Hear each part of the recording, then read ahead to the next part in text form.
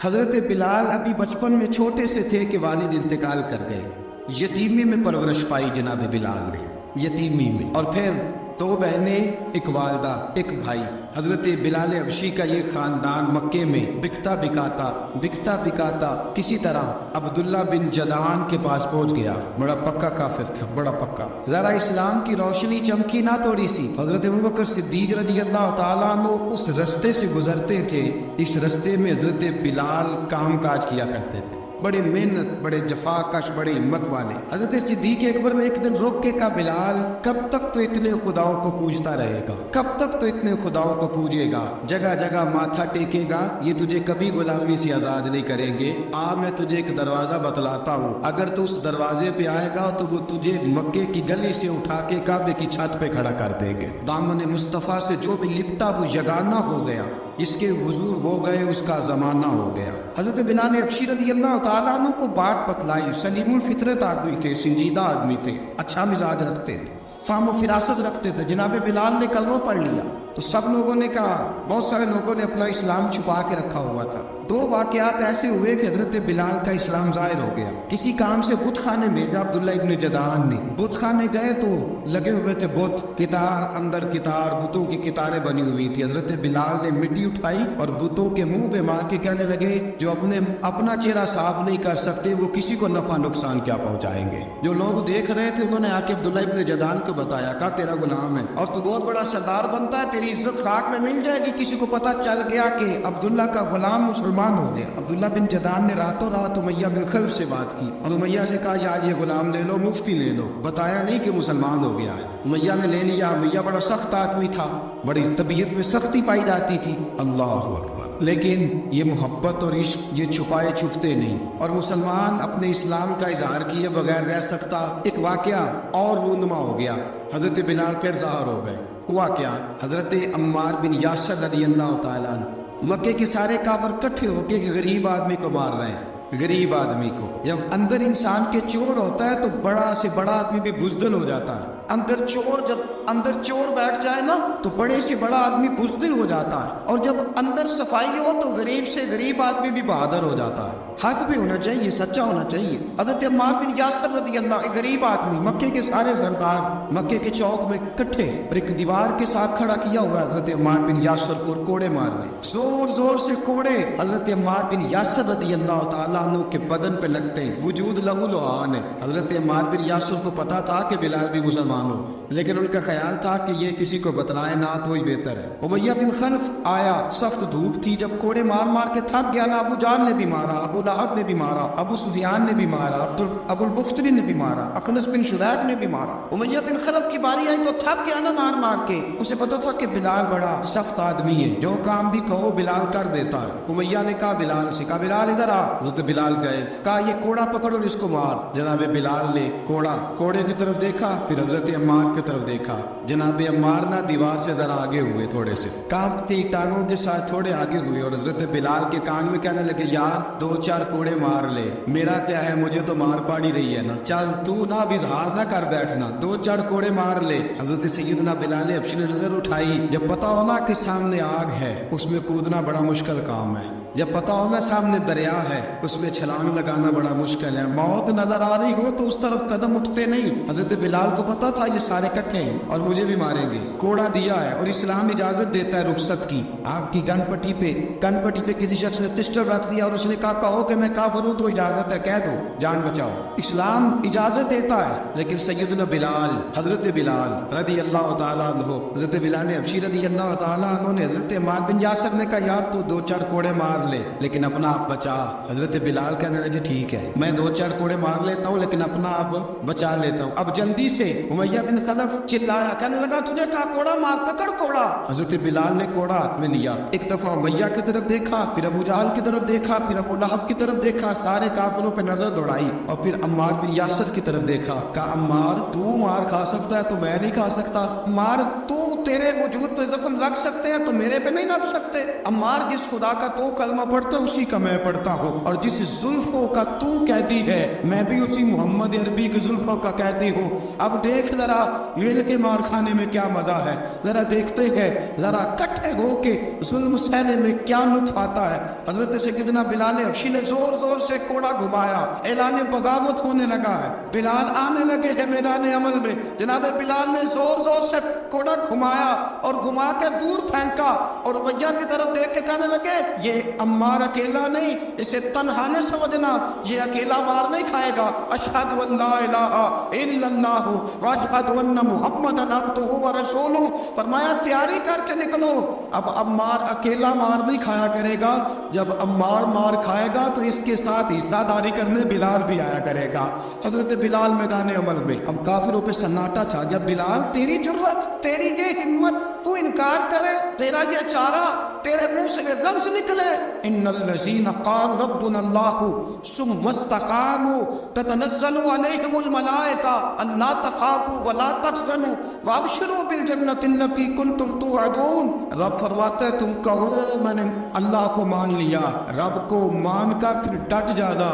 तुम्हारी दुनिया मदद करे न करे, अल्लाह तुम्हारी मदद के लिए फरिश्तों का नुज़ूल फरमा देगा। लोग मदद करे न करे, अल्लाह के फरिश्ते तुम्हारी मदद करेंगे। जनाब सैयदना बिलाल ने ऐलान कर दिया मैं नहीं मारूंगा। अब वो सारे ना, क्योंकि सबसे सख्त मशहूर था ना उमैया, अब सारे देखने लगे उमैया की तरफ। उमैया को अब उसे समझ ही नहीं आ रही मैं क्या करूं। बिलाल ने तो कभी ना की नहीं, तो जो कहते थे कर गुजरता था। ये अजीब मामला है। कहने लगा बिलाल तुझे पता है तो क्या कर रहा है, तूने जज्बात में आके ऐलान तो कर दिया, तुझे इसका पता है। जनाब बिलाल हबशी रज़ियल्लाहु ताला अन्हु फरमाने लगे मुझे पता है तू मुझे मारेगा, मुझे पता है मुझे सजाएं देगा, मुझे सारा पता है। फरमाया मैंने अकल के घोड़े दौड़ाने छोड़ दिए, बस कलमा जो पढ़ लिया, जब ऐलान जो कर लिया है, जब मोहब्बत जो की, तो अब उसमें किसी किस्म की मसलहत की इजाजत नहीं। इकबाल कहता पुख्ता होती है अगर मसलहत अंदेश हो अक्ल, इश्क हो मसलहत अंदेश तो है खाम अभी और बेखतर कूद पड़ा आतिश नमरूद में इश्क।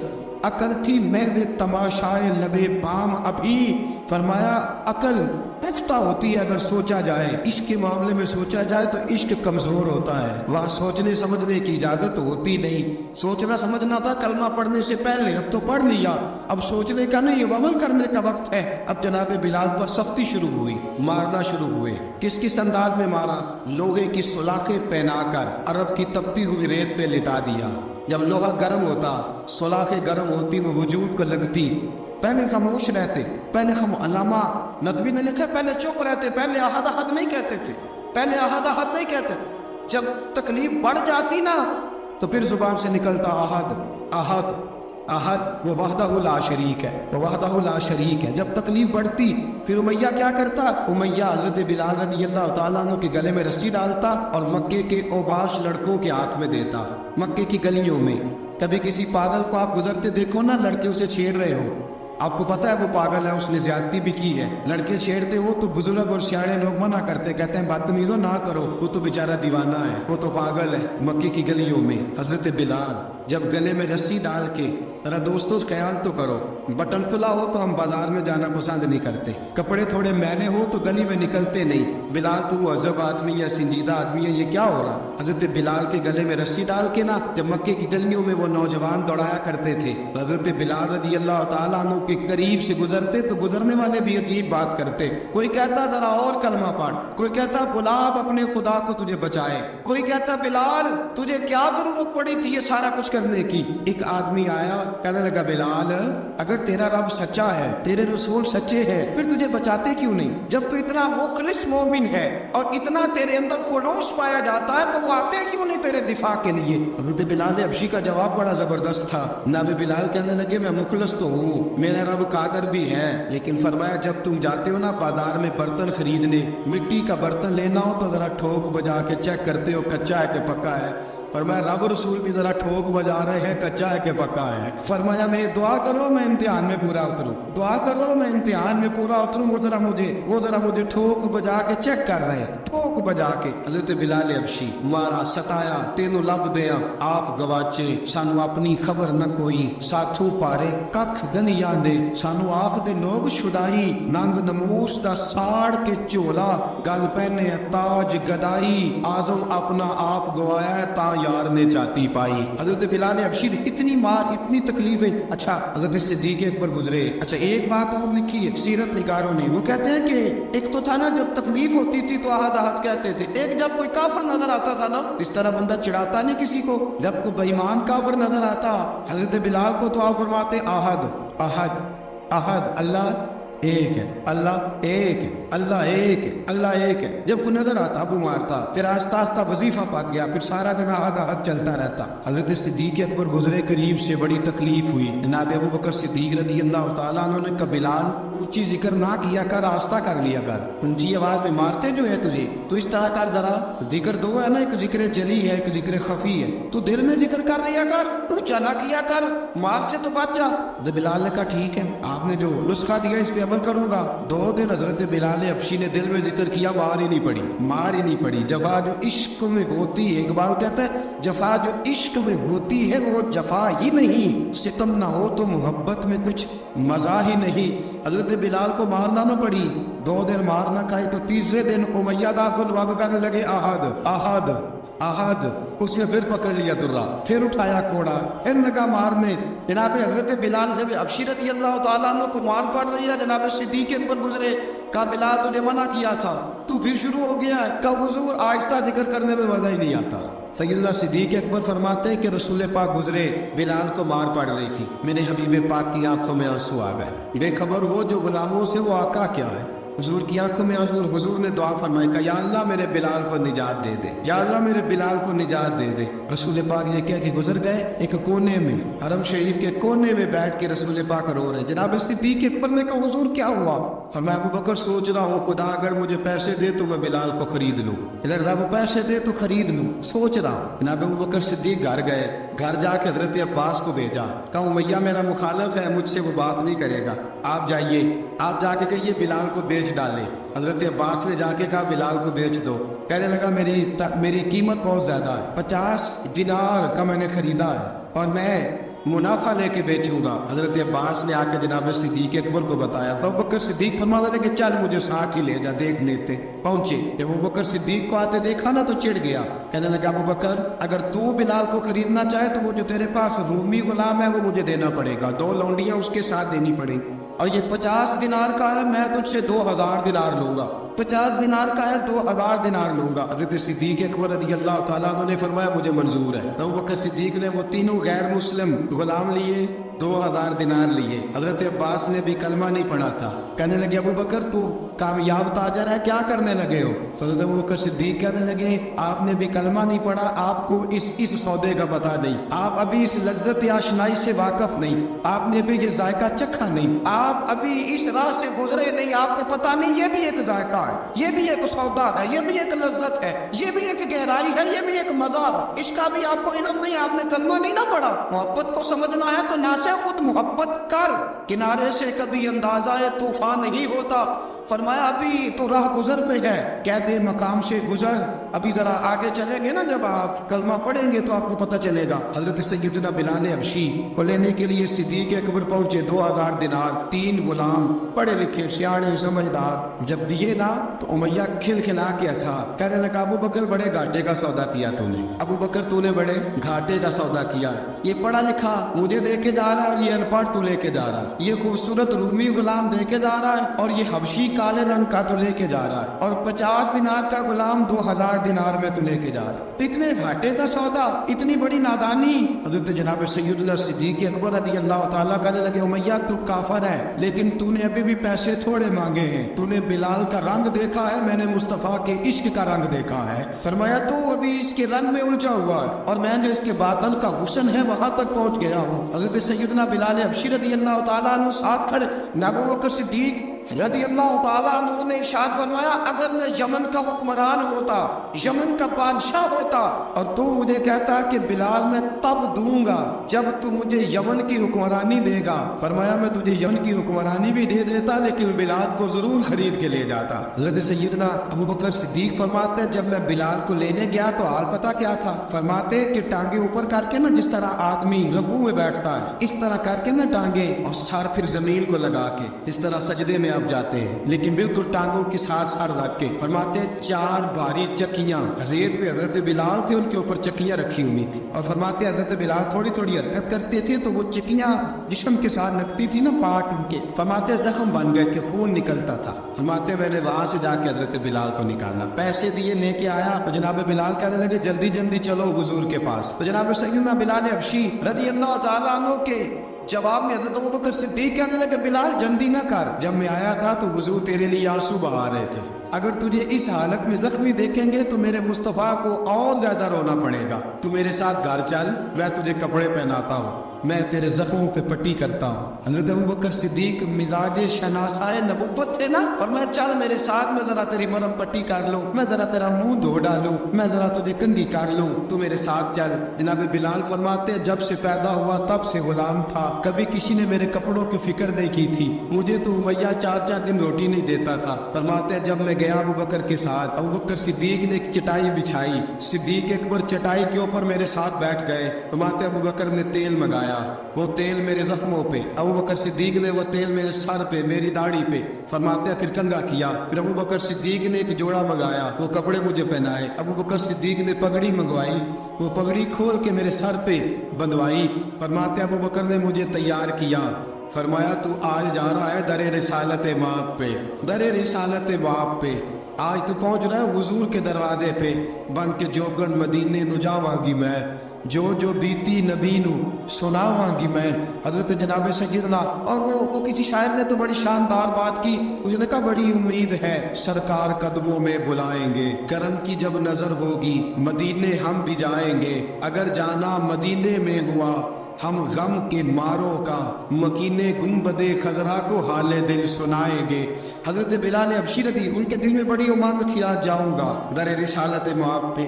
مولا رومی لکھتے ہیں کہ جناب سیدنا صدیق اکبر نے سجایا سوارا، جناب بلال کے آنسو رکتے ہی نہیں، کہا باپ ہوتا ہے جو خدمتیں کرتا ہے، میں نے آنکھ کھولی تو باپ کا سایہ تو میں نے دیکھا ہی نہیں، اور فرمایا ماں تھی تو ماں جب بھی میں کام کر کے آتا تھا تو مجھے دیکھ کے میری اماں بس رو دیا کرتی تھی، 2-3 بہنیں تھیں، اور حضرت بلال فرمانے لگے ان بہنوں کو میں دیکھتا تھا تو وہ میرا حال دیکھ کے روتی تھی، اور جب وہ مجھے دیکھتی تھی تو میں رو دیا کرتا تھا۔ فرمایا ابو بکر میں نے تو یہ رنگ ڈانگ دیکھے نہیں جو آج تو مجھے دکھا رہا ہے۔ جناب سیدنا صدیق اکبر رضی اللہ تعالیٰ عنہ بلا سوار کے نا حضرت بلال کا ہاتھ پکڑ کے سینے پہ رکھا، جناب بلال ہچکی لے کے روئے۔ حضرت ابو بکر صدیق نے فرمایا جتنا رونا ہے یہاں رو لے، میں کائنات کے آنسو دیکھتا ہوں لیکن جب نبی کی آنکھوں میں آنسو دیکھتا ہوں تو دیکھے نہیں جاتے، فرمایا یہاں رو لے، حضور کے دروازے پہ جا کے تیری آنکھ میں آنسو نہیں آنا چاہیے، بہا جتنے آنسو بہا سکتا ہے۔ حضرت بلال حبشی بھی روئے، جناب صدیق اکبر بھی روئے۔ جب پہنچے نا دروازہ رسول پہ تو بند کر دیا تھا نا حضرت بلال کو، بلال تو نے رونا نہیں، عشق ہوئے تے درد ہوئے تے ہائے نکلے، پھر کوئی نہیں رہندا جار کے۔ حضرت سیدنا بلال حبشی کو لے کے پہنچے در مصطفیٰ پہ، رسول اکرم صلی اللہ تعالیٰ علیہ وسلم نے ایک نظر حضرت بلال پہ ڈالی، جناب بلال نے یوں آنکھ ملائی تو سر جھکا لیا، وعدہ کیا تھا نا رونا نہیں، سر جھکا لیا۔ اب دوسری نظر نبی کریم صلی اللہ تعالیٰ علیہ وسلم نے جب اٹھائی نا حضرت ابوبکر صدیق کی طرف تو حضور نے فرمایا صدیق تیرا شکریہ، ابو بکر اللہ تجھے جزا دے۔ جب رسول پاک کی زبان سے یہ لفظ نکلے تو جناب صدیق اکبر نے ہاتھ اٹھائے، یوں ہاتھ باندھے جب رسول پاک کے سامنے تو سب سے زیادہ آنسو ابو بکر صدیق کے اپنے نکل گئے۔ کہا یا رسول اللہ میں امیر، میں غریب بے نوا، تو امیر حرم، تو کجا من کجا۔ کہا حضور یہ شکریہ کے لفظ، یا رسول اللہ میں کہاں اور آپ کا شکریہ کہاں۔ نبی پاک صلی اللہ علیہ وسلم نے فرمایا ابو بکر کاش تو تھوڑے سے پیسے میرے بھی ملا لیتا، بلال کو خریدنے میں میرا بھی حصہ ڈال لیتا، میں چاہتا تھا۔ ابو بکر پھر روئے، کہا یا رسول اللہ میرے پیسے کس کے ہیں؟ آقا میں بھی آپ کا، یہ بھی آپ کے۔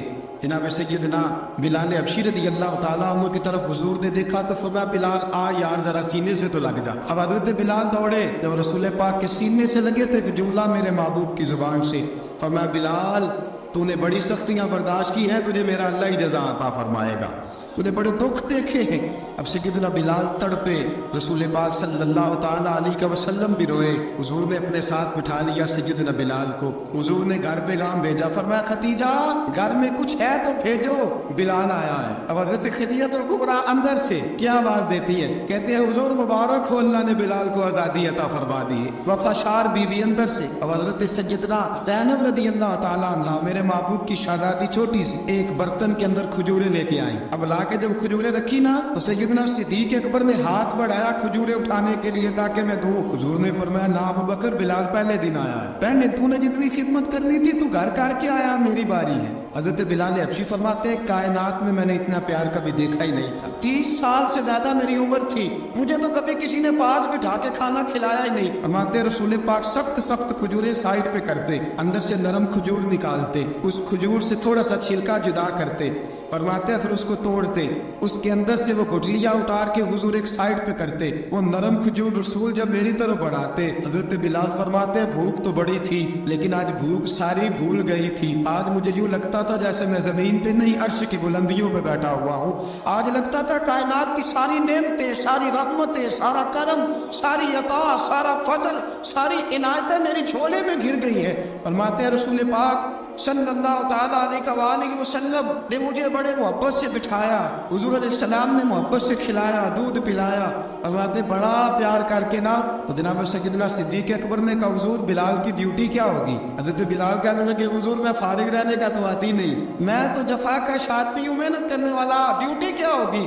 رسول پاک نے فرمایا بلال یہ میرا گھر ہے, آج کے بعد میرا نہیں یہ تیرا گھر ہے. فرمایا میں مصروف ہوتا ہوں تبلیغ کے کاموں میں, گھر کیا لانا ہے وہ تیری ذمہ داری ہے, کہاں سے لانا ہے وہ بھی تیری ذمہ داری ہے, پیسے کہاں سے آئیں گے میں تجھے بتلاؤں گا, کہاں لگانے ہیں تجھے ایک دفعہ بتاؤں گا, پھر تو لایا کرے گا, تو ہی لگایا کرے گا. فرمایا میرا پرسنل سیکٹری بن کے رہے گا, تو خاص مقام تجھے دیا جائے گا. حضرت سیدنا بلال حبشی رضی اللہ تعالیٰ عنہ کو رسول اکرم صلی اللہ تعالیٰ علیہ وسلم نے اس کام پر مقرر فرما دیا. اب دیکھیے حضرت بلال رضی اللہ تعالیٰ عنہ جب گھر مصطفیٰ صلی اللہ تعالیٰ علیہ وسلم پر پہنچ جاتے ہیں, میں یہ گزارش کر رہا تھا کہ حضرت بلال حبشی رضی اللہ تعالیٰ عنہ کو رسول پاک نے یہ ڈیوٹی عطا فرما دی. اب پتہ کیا ہوتا, حضرت پردے کی آیتیں تو بھی آئی نہیں تھی. حضرت بلال رضی اللہ تعالیٰ عنہ رسول پاک کے ساتھ نکلتے تبلیغ کے لیے, کسی کام کے لیے, سودا سر لاتے بازار سے. یہ مکے کے دنوں کی بات ہے, سودا سر بازار سے لاتے. اب 4 بیٹیاں تھیں حضرت خدیجہ کبریٰ کی, گھر کے کام کاج ہوتے تھے. جب ذرا فارغ ہوتے دروازے پہ دستک دیتے. حضرت خدیجہ فرماتی بلال تو آ گیا ہے, وہ دستک سے پہچانتی ہے کہ بلال کے دستک ہے, بلال آ گیا ہے. کہا اماں جی میں سارے کام کاج باہر پہ ختم کر رہا ہوں, گھر کا کوئی کام ہے تو ذرا مجھے بتاؤ. آپ فرماتی گھر کے کام ہیں پر میں کر رہی ہوں. اب حضرت بلال گلنا شروع کرتے. یہ ہے محبت. آج اگر ہم کہیں خادم ہو بھی نہ تو بہانے ڈھونڈتے پھرتے ہیں فارغ ہونے کے. حضرت بلال فرماتے ہیں آپ نے چکی پیس لی ہے, گھر میں جھاڑو دے لیا ہے, بچوں کے لیے دودھ آ گیا ہے, بکریوں کا دودھ دھو لیا گیا ہے, ایک ایک کام پوچھتے ہیں. حضرت خدیجہ کبریٰ فرماتی یہ بھی ہو گیا, یہ بھی ہو گیا, چکی رہ گئی ہے پیسنے والے. فرماتے ذرا دروازہ کھول دو میں پیس ڈالتا ہوں. حضرت بلال گھر کی چکی پیستے گھر کے کام کاج کرتے. ایک دن نہ دار ارقم میں رسول پاک تھے تو باہر سے کچھ شورش ہوئی. حضرت بلال حبشی کہنے لگے حضور ایک نیزہ نہیں منگوا دیتے مجھے. ساری دنیا حضرت بلال کو مؤذن رسول سمجھتی ہے اور ہیں بھی, لیکن حضرت بلال سب سے پہلے نیزہ بردار بھی ہے. سب سے پہلے نبی پاک کی حفاظت کے لیے نیزہ جس شخص نے اٹھایا, تلوار اٹھانے والے اور ہیں, جان قربان, نیزہ سب سے پہلے حضرت بلال. کہا حضور ایک نیزہ نہیں منگوا دیتے. بلال کیا کرنا ہے؟ کہا یا رسول اللہ یہ کام ہلکی پھلکی شرارت کرتے رہتے ہیں, ذرا میرے ہاتھ میں نیزہ ہوگا نا تو قریب کوئی نہیں آئے گا. یہ کرتے رہتے ہیں نا ہلکی پھلکی شرارت, باز نہیں آتے, نیزہ دے دیں گے نا تو قریب کوئی نہیں آئے گا. اب رسول پاک نے نیزہ دے دیا, منگوا دیا. اب حضرت بلال کے ہاتھ میں نیزہ ہوتا, رسول پاک کے آگے آگے چلتے. نبی کریم صلی اللہ تعالیٰ علیہ وآلہ وسلم دار ارقم میں جا کے تبلیغ کا کام شروع کرتے. تو حضرت بلال دروازے پہ نیزہ لے کے کھڑے ہو جاتے. رسول نے فرمایا بلال تو ادھر کھڑا ہو گیا. یا رسول اللہ انشاءاللہ جب تک میں کھڑا ہوں اندر کوئی کافر آ نہیں سکتا, اندر کوئی نہیں آیا تو میں محافظ بن کے کھڑا ہوں. حضرت بلال حبشی رضی اللہ تعالیٰ عنہ نے ہمیشہ, اور یہ نیزہ ہمیشہ پاس رکھا, بدر میں بھی, احد میں بھی, تبوک میں بھی, یرموک میں بھی, خندق میں بھی. جب نبی پاک نماز پڑھانے کے لیے کھڑے ہوتے تو حضرت بلال نیزہ نبی پاک کے آگے گاڑ دیتے، یہ سترا بن گیا، کوئی آگے سے گزرے گا تو اسے تکلیف نہیں ہوگی، گناہ نہیں ہوگا، حضور کے آگے رکھ دیتے۔ حضرت بلال حبشی نے مکے کے 13 سال سابقون الاولون میں سے ہے۔ قرآن کہتا ہے والسابقون الاولون من المہاجرین والانصار، فرمایا وہ جو پہلے سبقت لینے والے ہیں نا مہاجر اور انصار، پہلے جنہوں نے سب سے پہلے کلمہ پڑھا وہ مہاجر اور انصار جنہوں نے پہلے کلمہ پڑھا، والذین اتبعوہم بإحسان، اور وہ جنہوں نے احسان کے ساتھ ان کی پیروی کی، رضی اللہ عنہم ورضوا عنہ، فرمایا وہ اللہ سے راضی ہے، اللہ ان سے راضی ہے، اللہ انہیں جنت میں داخل کرے گا جس کے نیچے نہریں بہہ رہی ہیں، ذالک الفوز العظیم، فرمایا یہ بہت بڑی کامیابی ہے پہلے کلمہ پڑھنے۔ حضرت بلال سابقون الاولون میں سے، پہلے کلمہ پڑھنے والے لوگوں میں سے، جناب سیدنا بلال حبشی رضی اللہ تعالیٰ عنہ نے پوری دلیری کے ساتھ کام کیا۔ اب آ گیا وقت ہجرت کا، رسول پاک صلی اللہ تعالیٰ علیہ وسلم نے حضرت بلال کو فرمایا بلال تو ہجرت کر جا مدینے کی طرف۔ حضرت بلال نے عرض کی حضور میں غلام ہوں، خادم ہوں، ہر حکم ماننا میری ڈیوٹی ہے، لیکن ایک عرض کرنی ہے صرف۔ حضور نے فرمایا بلال کرو۔ کہا یا رسول اللہ آپ مدینے آئیں گے نا؟ رسول پاک صلی اللہ علیہ وسلم مسکرا پڑے، فرمایا ہاں میں بھی آؤں گا۔ کہا حضور بس ٹھیک ہے بتائیں کب جانا ہے، بس اتنی سی بات ہے، آپ آئیں گے نا؟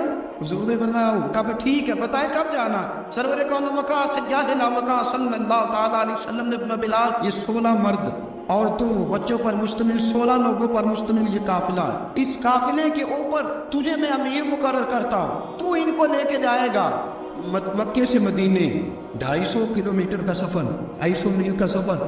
حضرت بلال حبشی رضی اللہ تعالیٰ عنہ قافلے کے امیر بن کے، سخت گرمی کا موسم، حضرت بلال کے ہاتھوں میں تلوار ہے، ایک ہاتھ میں نیزہ ہے، ایک ہاتھ میں تلوار ہے، تیر آپ نے پیچھے باندھ رکھے ہیں پشت پہ، اور آپ لے کے جا رہے ہیں، کبھی قافلے کے آگے کبھی پیچھے، کبھی دائیں کبھی بائیں۔ وہ عورتیں اور بچے ذرا پریشان ہوتے تو حضرت بلال فرماتے پریشان ہونے کی ضرورت نہیں، ہمیں مصطفیٰ کریم نے بھیجا، ہمیں نبی اکرم صلی اللہ علیہ وسلم نے بھیجا، میرا یقین بڑا مضبوط ہے، اور میں نبی پاک صلی اللہ علیہ وسلم نے بھیجا، فکر نہ کرو چلو۔ اب یہ قافلہ جا رہا، حضرت بلال حبشی نے بخیر و عافیت سپہ سالار بن کر اس قافلے کو پہنچایا مدینے میں۔ اب مدینے پہنچا کے سارے لوگ مدینے والے مدینے میں لگ گئے اپنے اپنے کام۔ حضرت بلال پہلے دن ہی آ کے مدینہ منورہ سے باہر سرحد پہ کھڑے ہو گئے۔ کہا بلال ادھر کیا کر رہے ہو؟ کہا وعدہ کیا تھا یار نے آؤں گا دن ڈلے، نبی پاک علیہ السلام نے وعدہ فرمایا تھا میں آؤں گا، اب میرا تو کام ہے نبی پاک کا انتظار کرنا، استقبال کرنا۔ حضرت بلال روز انتظار کر، رسول پاک تشریف لے آئے، حضور حکم کیا ہے؟ فرمایا مسجد بنانی ہے، مسجد قباء بن رہی ہے، تو سب مزدوروں سے زیادہ کام حضرت بلال نے کیا۔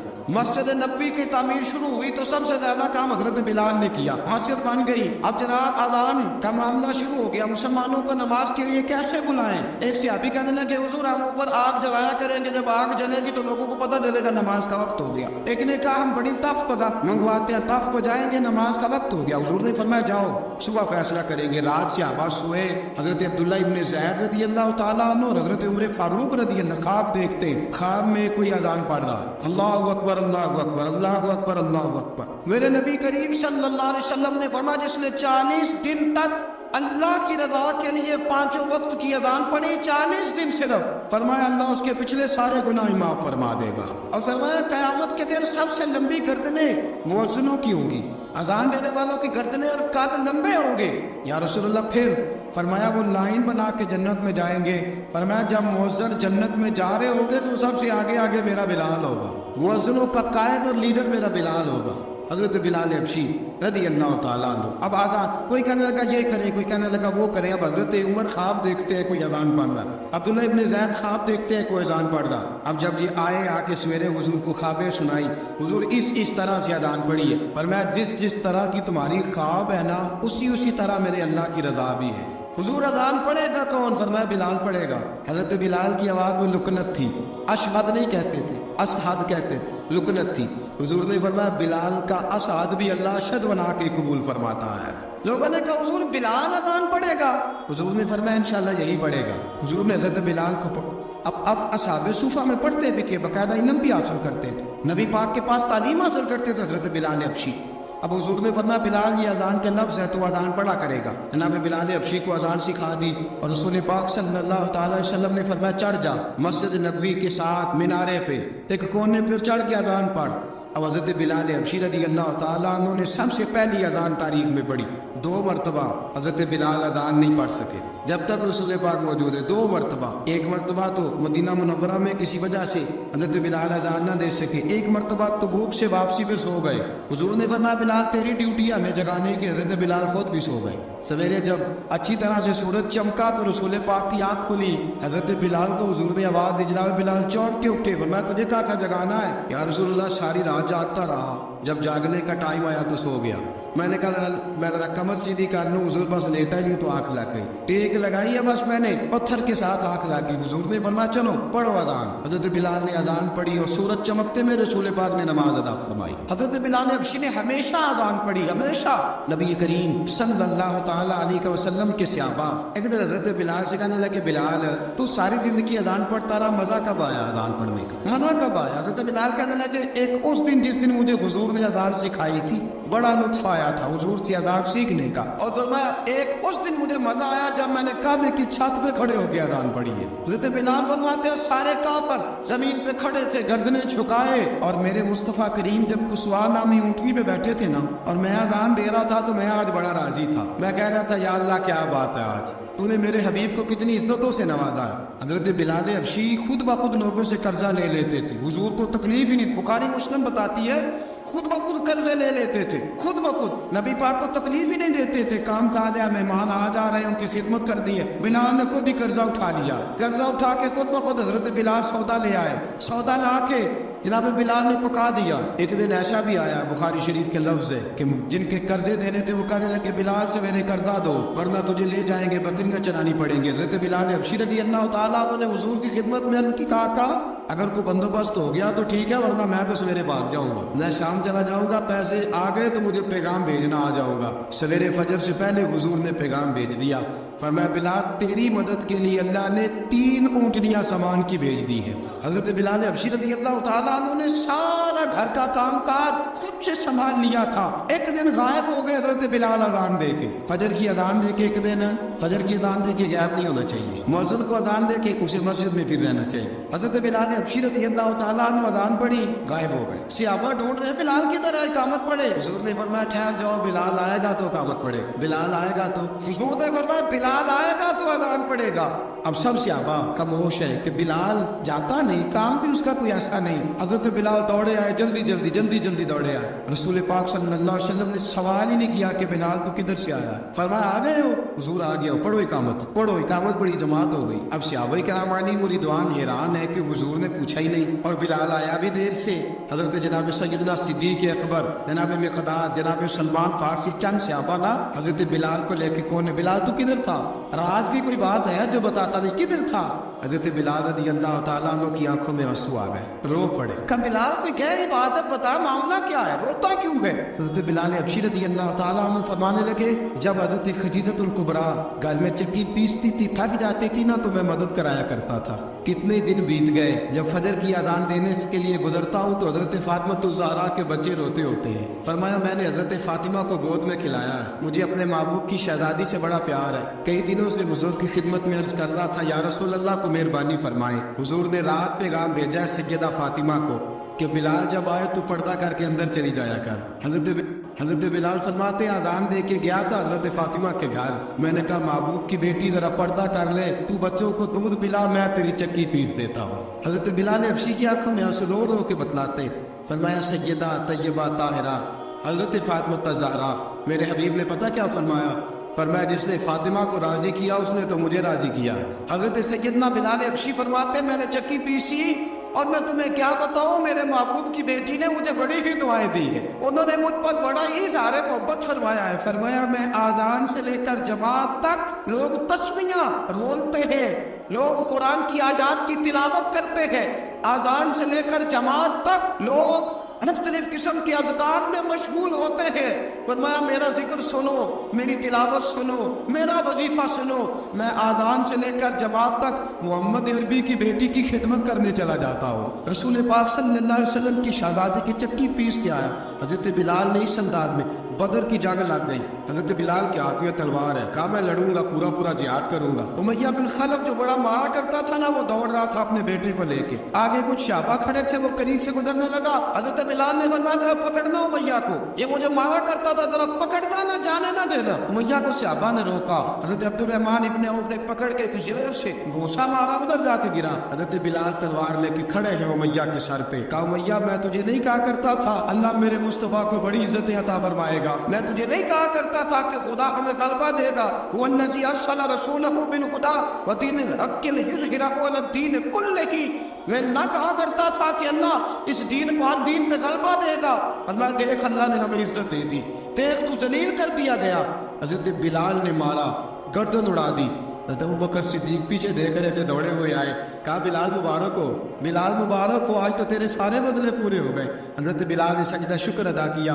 मेरे दोस्तों, हज़रत बिलाल हबशी रज़ी अल्लाह तआला अन्हु रसूल पाक का विशाल हुआ ना, हज़रत बिलाल ने मुंह से लफ्ज़ कोई नहीं अदा किया। किसी ने अपना दुखड़ा किसी अंदाज में सुना लिया। हज़रत उमर ने कहा, जिसने कहा हुजूर विशाल करके गर्दन उड़ा दूंगा। हज़रत उस्मान गनी ने कहा खबरदार कोई मुझे आके ना बताए कि मुस्तफ़ा विशाल कर गए। हज़रत अली मुर्तज़ा रज़ी अल्लाह तआला अन्हु ने फरमाया ना भाई, मेरे मुस्तफ़ा पर तो मौत आती ही नहीं, इस तरह आप लोगों पे सब लोगों ने अपने अपने इजहार कर लिए ना, बिलाल ने किसी को दुख बताया ही नहीं। एक कोने में बैठ के ना हज़रत बिलाल अकेले आंसू बहाते रहे, किसी को बताया ही नहीं, अकेले रोए।